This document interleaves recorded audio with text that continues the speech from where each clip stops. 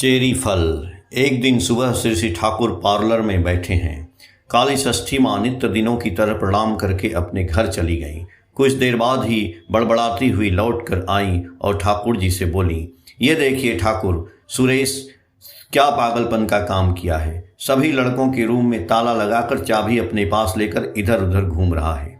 सुबह का समय है, लड़के बच्चे सभी कैसे पेशाब पैखाना करेंगे। कितना समझाई हूँ, मेरी बात ही नहीं मान रहा है। चाबी पॉकेट में रखकर आराम से इधर उधर घूम रहा है। श्री ठाकुर शांत एवं बहुत धैर्यपूर्वक काली षष्ठी माँ की बात सुने एवं शांत भाव से तंबाकू सेवन करते रहे। कोई जवाब नहीं दिए। काली षष्ठी माँ अस्थिर होकर बड़बड़ाती रहीं। इसी बीच सुरेश वहां पर पहुंचे। श्री ठाकुर उससे बोले, सुनो, क्या तुम सभी को घर में ताला लगाकर चाबी अपने पॉकेट में रखे हुए हो? सुरेश काफी गुस्से में थे। सुरेश ने कहा, मैं चाबी उन लोगों को नहीं दूंगा, जो करना है करें। काली षष्ठी माँ परेशान होकर श्री ठाकुर की तरफ देखती हुई बोली, देखिए ठाकुर क्या बोल रहा है। श्री ठाकुर नीरव होकर तंबाकू का सेवन करते रहे।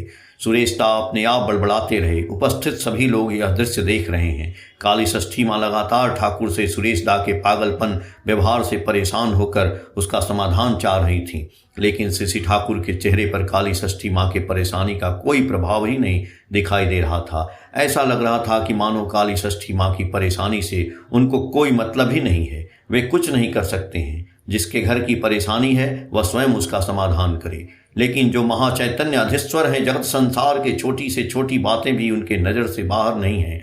थोड़ी देर बाद ही यह बात समझ में आई। श्री ठाकुर के निर्देश से ही यति आश्रम के सामने प्रांगण में कुछ चेरी फल के पेड़ लगाए गए थे। पेड़ में चेरी फल पकना आरंभ हो गया था। पार्लर से चेरी फल का पेड़ दिखाई दे रहा था। कुछ समय बाद अचानक श्री ठाकुर सुरेश दा की दृष्टि को आकर्षित करते हुए बोले, देखो तो, चेरी पेड़ में जो फल हुआ है उसे चख कर बताओ मीठा है या नहीं। सुरेश दा ठाकुर का आदेश पाते ही लंबा लंबा डेग बढ़ाते हुए चेरी पेड़ के पास पहुंच गए।